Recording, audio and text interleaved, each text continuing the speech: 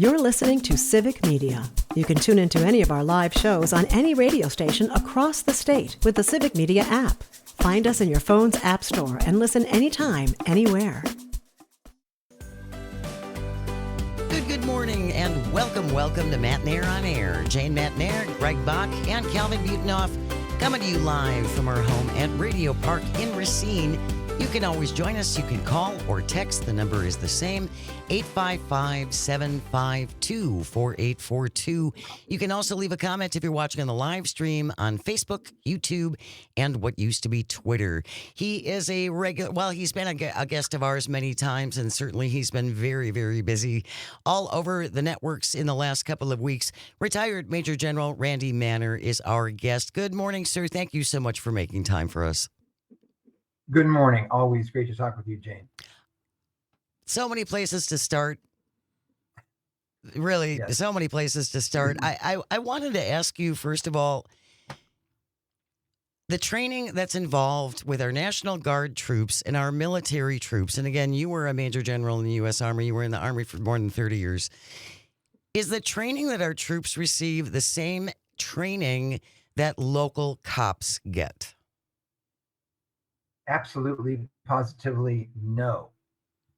Local police, state police receive 4 to 6 months of training according to the local city or town or state.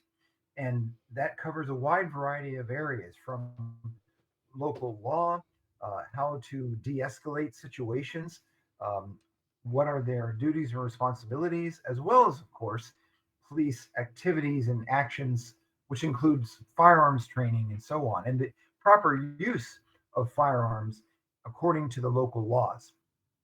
Our military receive no training like that whatsoever. The most they receive will be a handful. I mean 10, 5, 15 hours of instruction of whatever things they need to know for the particular mission that they are doing to support, in this particular case, ICE. So the answer is hell no, they don't receive that kind of training. They also receive huge amounts of training in combat operations, which of course would never be used in American cities. Well, I guess that's kind of my point, sir, is that, again, our military is trained to make war. Local police get different training on how to de-escalate situations and how to, right? Try to. I mean, it's a different kind of training. Absolutely. It's also important for all your listeners to understand that this administration is trying to escalate tensions in blue cities and blue states. He is not an administration. He is not a president nor an administration who wants to de-escalate violence. He actually wants to create environments where let's just pour some gas on that little tiny fire, or he'll start a fire where there is none whatsoever. It was rather shocking. I was doing a CNN interview last week where the commentator was saying, look at these National Guardsmen, how they're treating those protesters. And I said, first of all, those are not National Guardsmen. Those are ICE and other federal agents. They are, quite frankly, Trump's Gestapo. They are poorly trained. They are in military uniforms. They vary by their uniform. Many of them have face masks. It was a mob. So whenever I was talking about it, the mob was not the protesters. The mob were these untrained, poorly trained. Again, I use this term so everyone understands it. These are nothing more than Trump's Gestapo. And I don't think that can be said enough, that we don't know anything about these ICE officers. We don't know if they were all January 6th defendants that he pardoned. They could be made up of the Patriot Front, the 3%ers, the people who marched in Charlottesville, who said Jews will not replace us. We don't know anything about these people.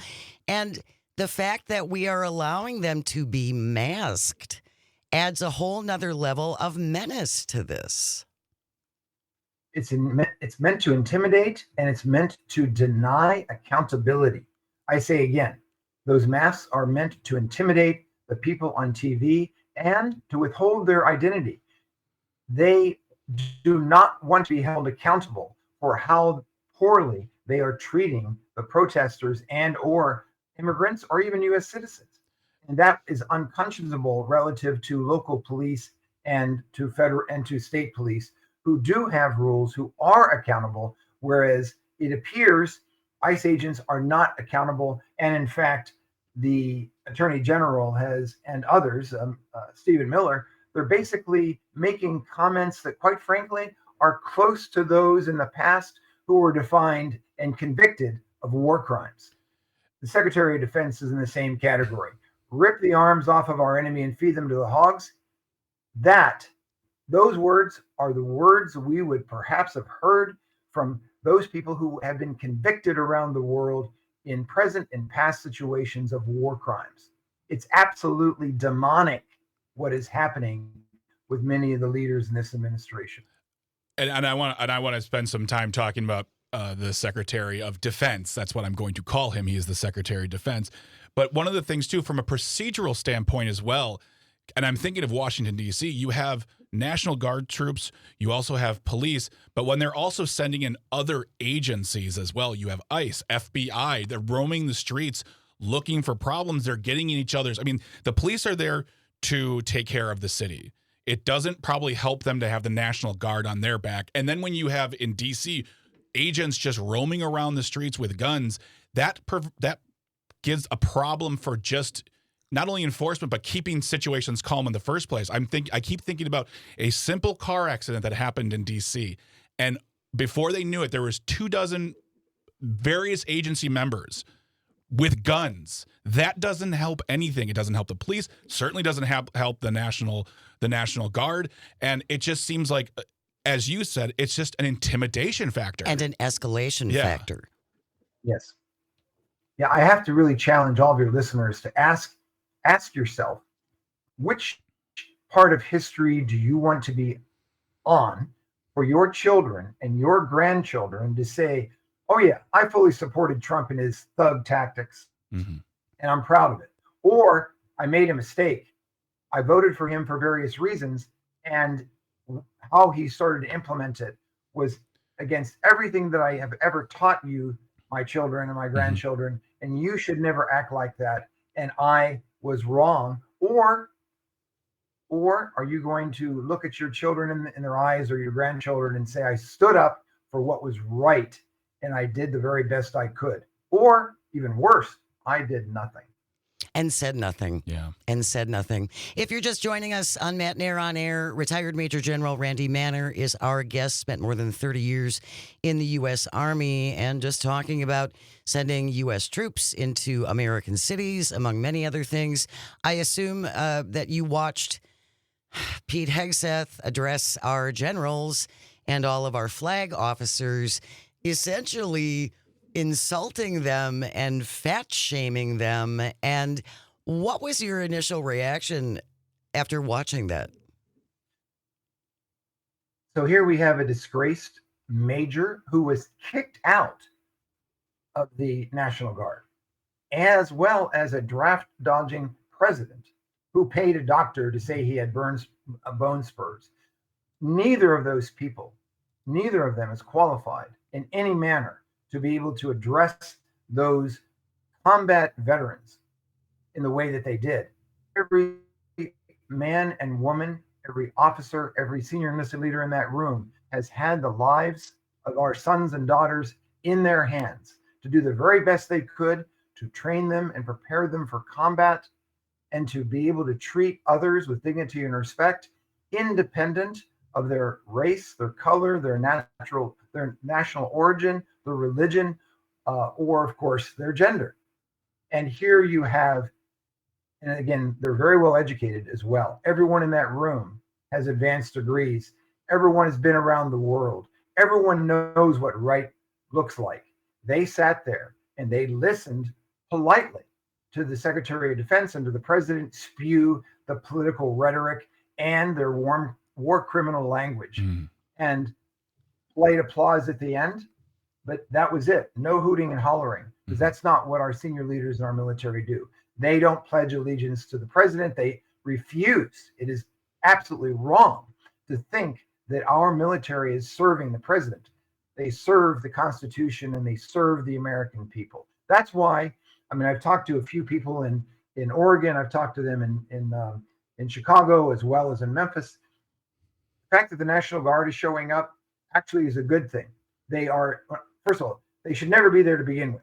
But I'm telling you, they should not be afraid of the National Guard, because the National Guard is disciplined. They are going to do the right thing, and that they will not put you in harm's way compared to the ICE agents. And again, the thugs that are apparently called ICE agents.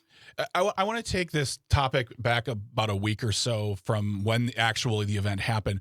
What was your first thought when you heard that the Secretary of Defense called for this meeting? Because when we heard about it, there was an immediate of what is going to happen. Also, and Jane, you brought this up, not a very good idea to tell the whole world where well, at the time, the president wasn't going to be there. It was going to be Pete Hegseth and all of these upper echelon military folks.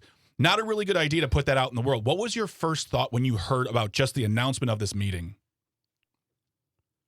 I knew in my head that it had to be for 100% political show.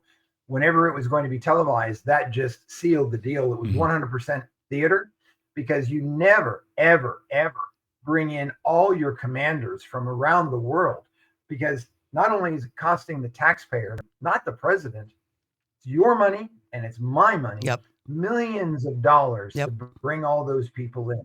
Not only, of course, that, for example, a 4-star commander, not only do you bring him, you bring a couple of his executive officers to manage all the tasks that have to go on, independent of the travel and the fiasco of being forced to sit in that theater. You also have to bring classified communication teams so you can stay in contact with your command. And then you also have to bring a small security detail, because these people are targets for obviously the bad guys. And to put them all in one room, not only has it never been done, it should never have been done. It's dangerous. It's a misuse of American taxpayer money. And of course, even worse, all of those generals and admirals know that they were absolutely props, again, as part of political theater. Although it did blow up in the face of the president, who was shocked that they were not hooting and hollering. Yeah, He's where's never my had ever an audience. Yeah, like where's my applause? He's used to walking into lunch and everyone at Mar-a-Lago stands up and applauds him. Please clap. Yeah, please clap. Exactly. But essentially, Major General, Pete Hegseth gave them permission in that speech to commit war crimes, right? It was like, we're removing the shackles from all these behaviors that we were prevented from doing. Right. I will tell you that if any war crimes do occur under his watch, I'm going to say with a high degree of certainty, he will be prosecuted by the International War Crimes Tribunal, because he actually said it publicly around the world. It'll happen. We're going to continue our conversation with retired Major General Randy Manner. Stay with us. You are listening to Matt Nair on Air. This is the Civic Media Radio Network, and we'll be right back. You're listening to Civic Media. Stay up to date on the latest news and information for your local community and Wisconsin by signing up for our free email newsletter. Visit civicmedia.us/email to get started. Good morning and welcome back to Matt Nair on Air. Jane Matt Nair, Greg Bach, our resident young person Calvin on the board. Coming to you from our studio at Radio Park in Racine. Join us at 855-752-4842. Leave a comment if you're watching on the live stream on Facebook, YouTube, and what used to be Twitter. Coming up after the 10:30 news, we will lighten it up with a segment we call Audio Sorbet, and today we're going to do sports. Jimmy Kuska, Civic Media's sports director, is going to join us. I believe baseball may come up. Baseball's fun. Baseball is fun, yes. So that's coming up after the 10:30 news. Right now, though, we are joined by our guest, retired Major General Randy Manner, who served more than 30 years in the U.S. Army. And Greg, you had a question for him. Well, first of all, I always want to thank you for being here, sir, because you said something before when you addressed our listeners, and I want the listeners who disagree with us to really see it in themselves, because I know they're out there, and I appreciate their time. They don't have to listen, but you are not a super left ultra hippie liberal. You are a career military person who sees what you do as an oath to the Constitution, protecting our freedom and our country. And first of all, thank you for that. But also the fact that you're asking those questions, I think it's important to look into yourself and ask them of yourself, because if you are saying it, I think it's important. But earlier we had Jim Santel on, who was a U.S. attorney, and we were talking about this very thing about sending troops in. And I asked him, is there, if the Trump administration doesn't listen to judges, who's left to say no? Is it governors? Is it generals?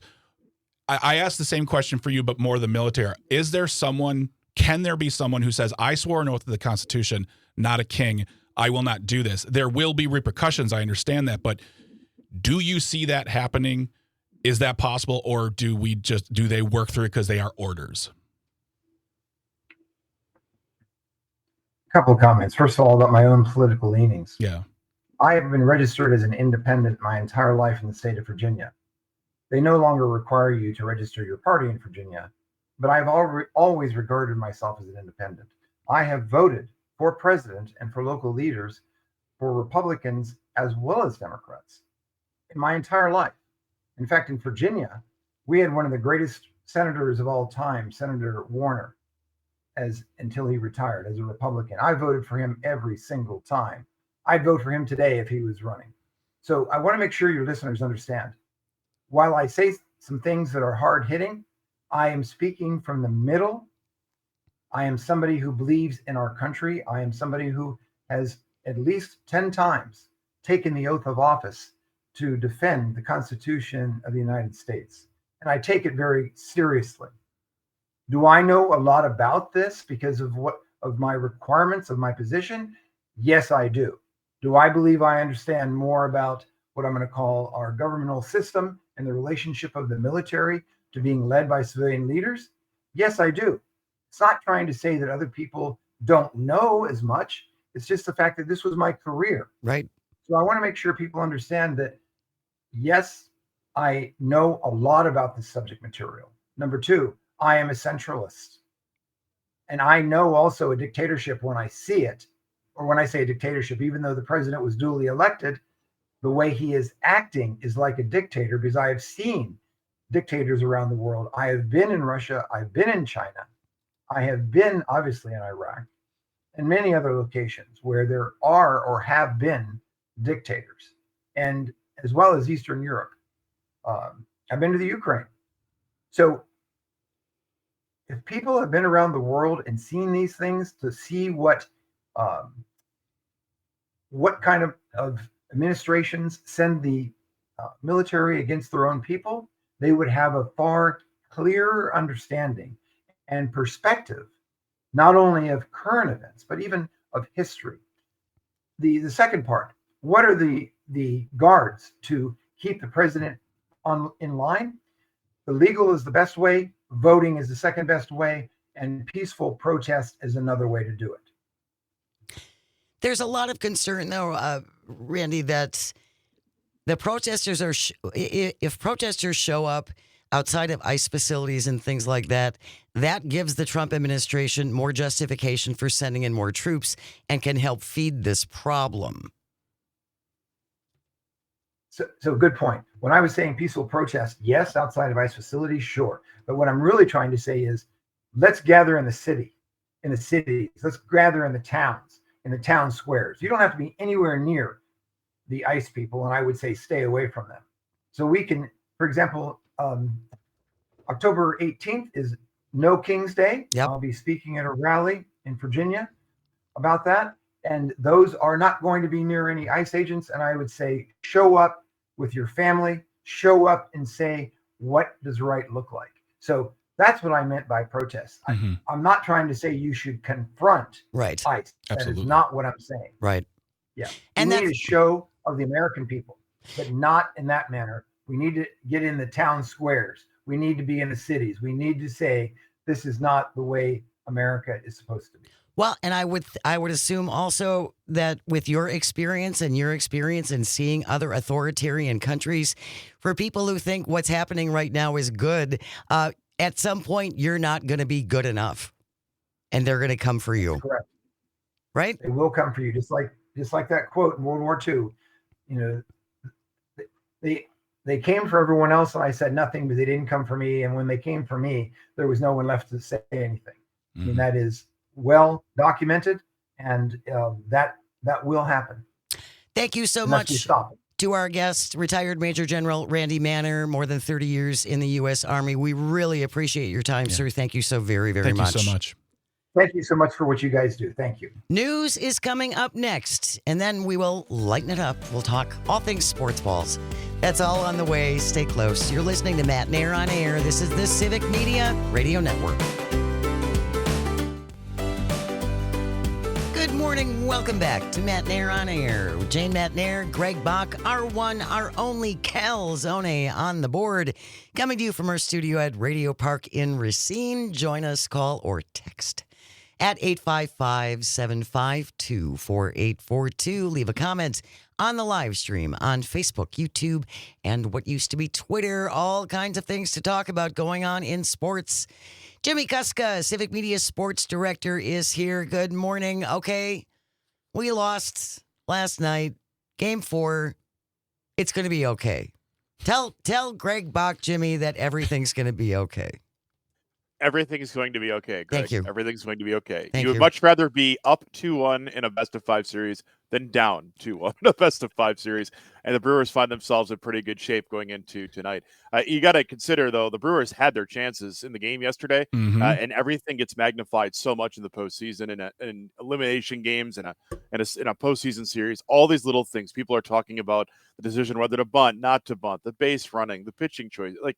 All these things get so magnified in a single game, and you got to remember it's a long series, it's a long haul, and the Brewers still have 2 more chances to get this done, including today. So, not pressing the panic button yet. Tonight, I think that the tension will be a little higher on the Brewers, but it's still good for the Brewers. They're still up 2-1. They need 1 win to advance. Okay, I would like to make something perfectly clear here. Because Jane is treating me like I'm an invalid, incapable of handling You're anything. just very sensitive. You're very sensitive. Don't tell men to feel their feelings, and the moment we start feeling our feelings, tell us to stop feeling our feelings. I have no problem with you being sensitive. But my point is that in a 5-game series, is a sweep possible? Absolutely. Is it likely? I don't know. I don't know statistics. I don't math very well. But what I did say to myself is that if we lose tonight, we lose tonight. There are other chances. For me. And I don't know, and you're far more into this world than I am, but the melting down, and not even of Cubs fans, like Cubs. Okay, I get it. Cubs fans, you want another World Series ring. I get that. I'd like a World Series ring. Yeah, that'd be nice. And I don't know if you saw this specifically on Twitter, Jimmy, but the melting down of the Chicago sports writing intelligentsia. I mean, when they won that second game, these guys were saying things that were, I mean, this is from a guy who wrote in the Tribune. I'm not even going to say his name because he doesn't deserve my words. He said, I took 1 psychology class at Mizzou, and my theory is the Brewers fans resent the fact Chicago is a world-class city with great architecture and restaurants, while Milwaukee is a place with a statue of the bronze Fonz. Everyone has their heart broken at some point, but eventually you move on. Milwaukee refuses to move on from Council's snub, even though Murphy has been a remarkable, efficient replacement. I don't know what those words mean because, and that is the most put together thing I could find right now. I can't read them all, but like from making fun of Jacob Mizorowski for being excited, from saying the Brewers don't deserve any of this, and also some of them are even going for the cheating aspect, quote, juiced balls. I mean, it is wild, Jimmy. Are you seeing in this? And have I been missing this for years? Welcome to sports social media. This is what it is every single day. Oh my fans' existence. God. This is the roller coaster you live on with social media, and this is why, not only with just fandoms in general, but with the advent of sports betting, with just all these things you're tossing into the pot, people have gone really off the rails sometimes in how they analyze sports, and that's. And I'm not saying I'm above any of it because there are definitely days where a sports team can affect my mood. But, when you hear things like this or you read things like this, you take it with a heap of salt. That people are too invested into this day to day. and it's fine. People can be fans, but there's a point where it crosses a line of it being even a little toxic in a way as a sports fan. And I can't put myself in those shoes, because I get to a point where, like, I have other things in my life to feel this strongly about.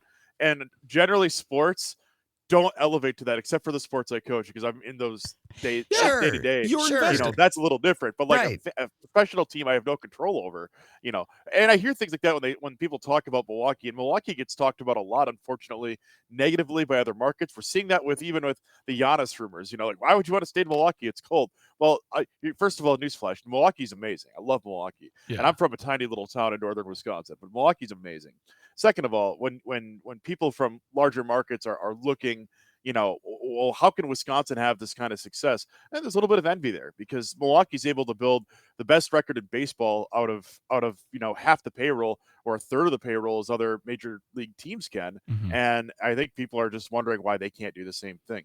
Milwaukee sports, Green Bay Packers, you can toss them into that, have been remarkably resourceful over the years, and finding their way to championships, to success. I think just for big markets where they spend huge amounts of money on rosters and all these things, they can't figure out why. Well, if we throw money at the problem, why isn't it working? Where these teams can go draft, develop, and be successful in their programs. I think that's a little bit of it. And on top of that, just to go back to what Greg said, yeah, Milwaukee's awesome. I don't know what they're saying about Milwaukee just being a bronze spot. Milwaukee's great. Well, seriously, the Chicago sports writers sound like the head cheerleader who's all upset because she wasn't picked to be prom queen over the sax player in the band. I mean, get over yourself, Chicago. Give me a break. And I think that's a perfect representation of what they sound like, honestly. What a bunch of babies. And what you said too, Jimmy, is very true. And I responded to that. I directly called out that writer in the Tribune and said, look, we're not thinking about you all the time. We don't have Chicago envy. Chicago is under and this is my theory. Chicago is under the belief that places like, and I don't hear them say about these cities, but I guarantee you they do. But they do say this about Milwaukee, Minneapolis, Detroit, St. Louis. Those are the big cities around them. I guarantee you they say the same thing about them they say about us, is that we wish we were Chicago. We wish we were them. And to me, every time I hear someone say that, all I hear is, we're not LA and New York. LA and New York don't think about you either. Neither does Milwaukee. Just live your life. Chicago, you're great. You're great. Your teams are great. Well, not the White Sox, but they're fun. But like, it's just that thing of as you put it, I got things to do. Nowhere on my list of things to do, Jimmy, is wish I was Chicago. That's not on my list. I mean, if the Cubs lose tonight, they are going to explode. It's because a total meltdown. Because and as you just said, small market versus big market, they're going to feel insulted. Big markets feel like they deserve it because they're the ones who pay $1 billion for players.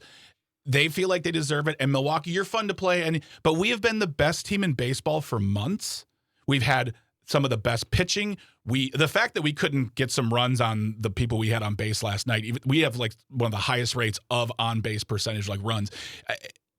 But it is that thing is like we don't deserve it because we're Milwaukee. We're small. The Dodgers deserve it. The Cubs deserve it. It's like, no, the best team deserves it unless you're the Astros and you cheat. But that is just, I mean, I could not believe it. I expected some Cubs fans to be like, oh, Milwaukee, but like professional human beings who are paid to write.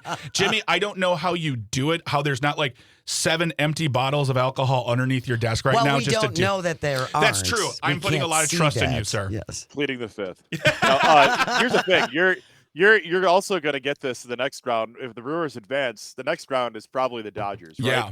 Now you're talking big market again, big payroll again. And it really feels like these two teams have been on a collision course. It's you a don't rematch. think the same things are going to come out of a West Coast market about a Midwestern city. I mean, this is just what you live with. We're seeing it with the Giannis rumors about Giannis going to New York, where we've seen it with the Brewers versus LA versus Chicago versus whoever. It is what it is. I mean, this is something that is nothing new for Wisconsin sports fans to deal with. And honestly, the overall response from Wisconsin sports fans has been much like you said, Greg. We're not thinking about you at all. Like we're just living our best lives here. Yeah. With our flannels and our 7 bratwursts per meal a day. Like that's what we do. Well, and just so LA, by the way, in case it comes down to the Dodgers and the Brewers, we don't want to be you either. No. Just get over yourselves, Well, okay? Just bring your ego down just a little bit, all right? We're fine. Whereas Chicago's saying those things. By the way, if you're just joining us, I'm Matt and Aaron. We're talking to Civic Media Sports Director Jimmy Kuska, who's joining us today. Happily, we love having you on the show, buddy. We do. It's so great. I just have a feeling if they played the Dodgers, which will be a rematch from 2018, it's going to be a lot of, where even is Milwaukee? It's like, okay, that's the best you can do. They will say that. But I think it's funny, too. You say that people will talk about Giannis. Why do you want to stay in Wisconsin? It's cold. So is New York. So are a lot of cities he'd probably go to, except maybe L.A., but that's on fire. So, I mean, I loved what he posted to shut everyone up, which is a picture of him in his uniform saying, let's go. The Giannis rumors are kind of an annual tradition. Yeah. It's even more than an annual tradition, especially lately, because his contract, for better or worse, shapes up for him to be a very, very attractive trade target next year with an expiring deal. So now these rumors, every time Giannis's contract comes up, they get ramped to infinity. And you had the report coming out that all of a sudden there are trade talks. The trade talks were that, the New York asked and Milwaukee said no. That's pretty much what the trade talks were. I mean, are they technically trade talks? Maybe. Probably not. I mean, it's one of those things though where you can write a headline saying they're talking about trading Giannis, and then you look into the context of it, and it's like, oh yeah, I think every other team, 29 other teams in the NBA, would absolutely love Giannis Antetokounmpo on their team. Sure. But the Brewers aren't going to the Bucks aren't going to entertain it, or the Brewers won't either because he's a part owner. So Yeah. but the Bucks are looking to trade him. That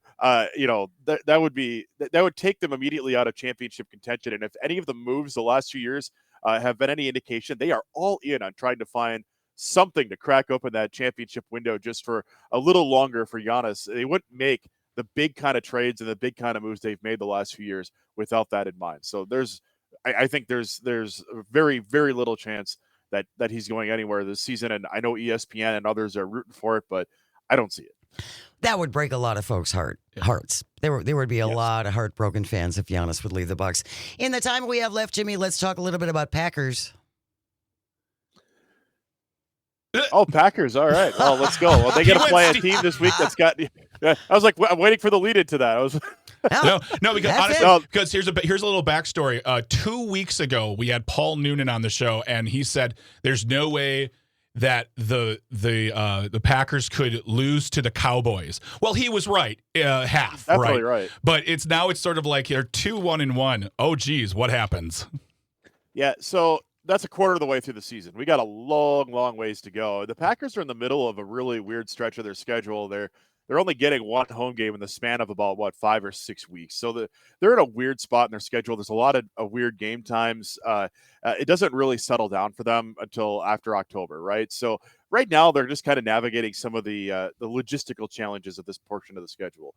I think the bigger concern for the Packers is trying to figure out how to get the defense working again, because the defense came out very strong. They hadn't trailed really a lot in any game until Dallas, and when they got back and forth at the end. I think just figuring out how to get the defense back on track will help them.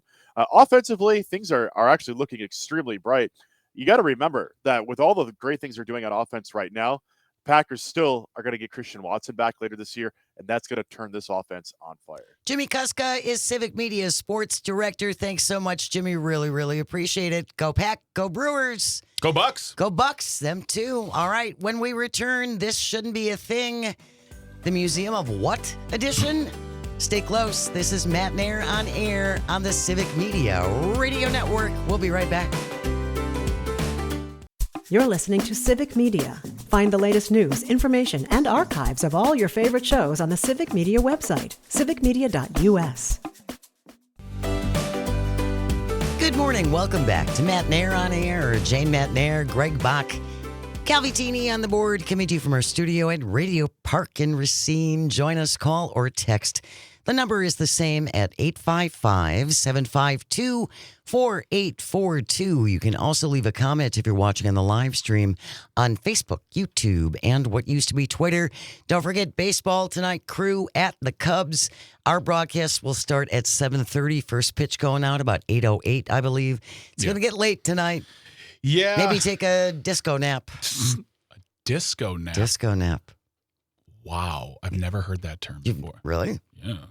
Before you go Well, hit the clubs, you'd have I to was take a little nap. Born when discos were popular, so I wasn't going to a lot of discos. I took a lot of naps in those days. Well, you were napping, so 'Cause that I was part of it. I was a widow boy. Anyway, but yes, our broadcast will start tonight. Brewers at the Cubs at 7:30.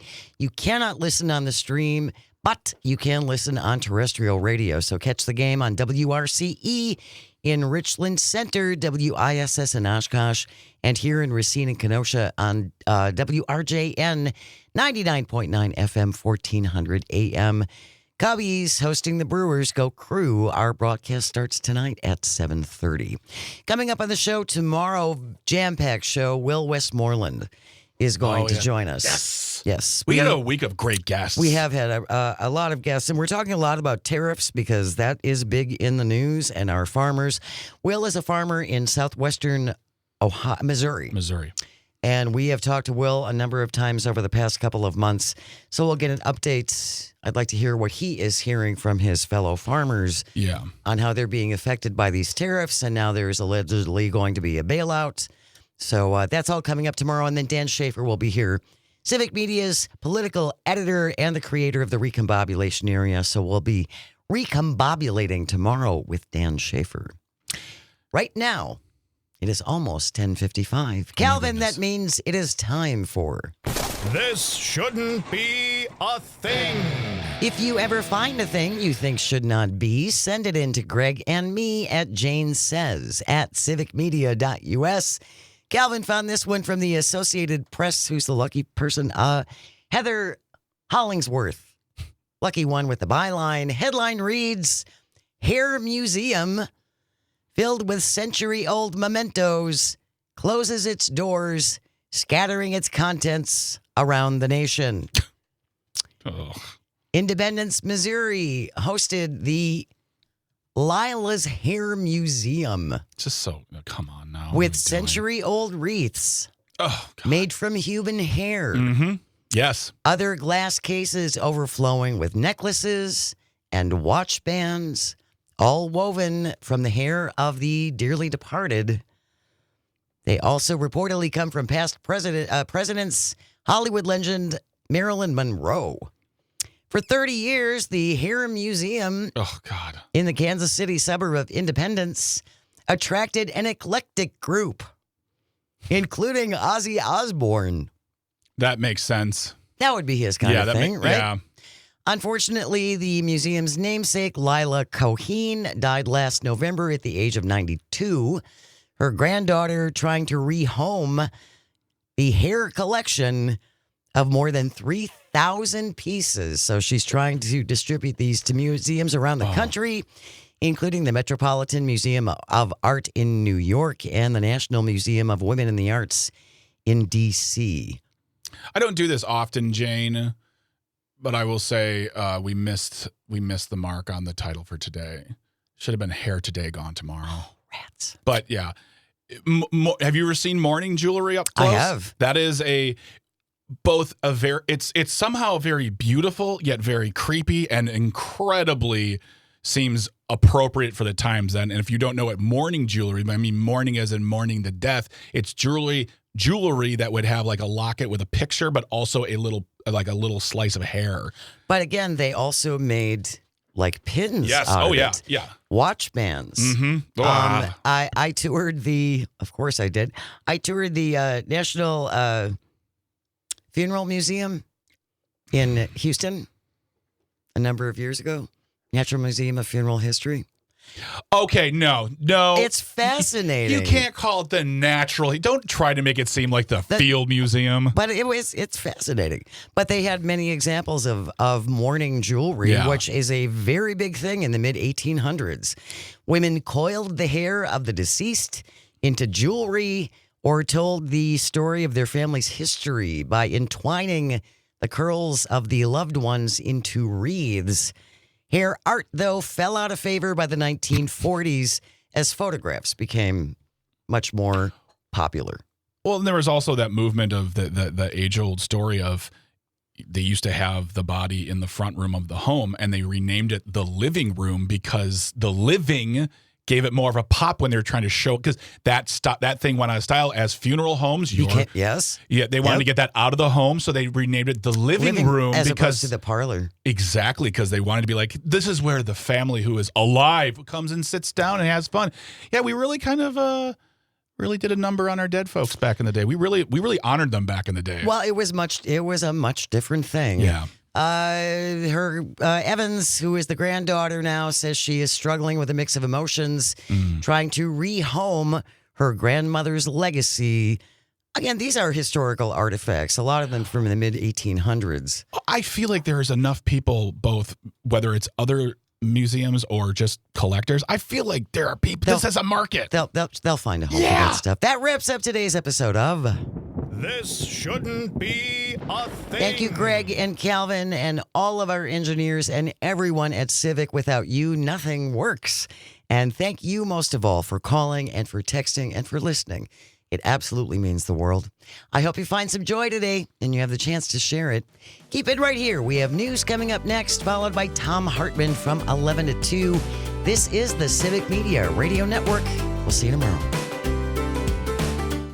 The national news cycle never stops, but it can be hard to find news about your local community. Civic Media is dedicated to providing quality local and state news coverage across Wisconsin. With the Civic Media app, you can get notifications about local stories that matter to you and your community. Find the free Civic Media app in your phone's app store and choose notifications from the menu to tell us what kind of news you want to hear about.